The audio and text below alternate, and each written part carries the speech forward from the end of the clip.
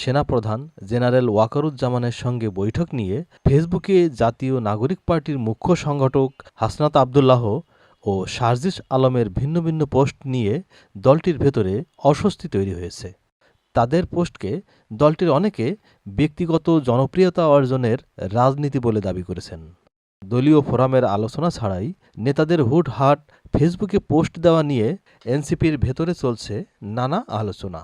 নিজেদের মধ্যে আলোচনায় নেতাদের কেউ কেউ এমনও প্রশ্ন তুলেছেন যে এ ধরনের কর্মকাণ্ডে এনসিপি হাস্যরসের বস্তু হয়ে উঠেছে। গত বৃহস্পতিবার মধ্যরাতে হাসনাত আবদুল্লাহ ফেসবুকে লেখেন, গত 11ই মার্চ তিনি সহ দুজনকে ক্যান্টনমেন্টে ডেকে নিয়ে আওয়ামী লীগ পুনর্বাসনের প্রস্তাব দেওয়া হয়েছে।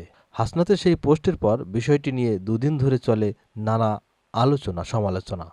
এর মধ্যে রবিবার এক ফেসবুক পোস্টে সার্জিস আলম লেখেন, যেভাবে এই কথাগুলো ফেসবুক স্ট্যাটাসের মাধ্যমে এসেছে এই প্রক্রিয়াটি আমার সমীচীন মনে হয়নি। এনসিপির অনেক নেতারাই এখন বলছে এই বিষয়গুলো দলের অভ্যন্তরে ব্যাপক অস্বস্তি তৈরি করেছে। দলীয় ফোরামে আলোচনা না করে বিভিন্ন পর্যায়ের ব্যক্তিদের সঙ্গে বৈঠক করা, আবার সেই বৈঠকের আলোচনা দলকে না জানিয়েই জনসম্মুখে প্রকাশ করা, এ ধরনের কর্মকাণ্ড নিয়ে প্রশ্ন তুলেছেন কেন্দ্রীয় নেতাদের অনেকে।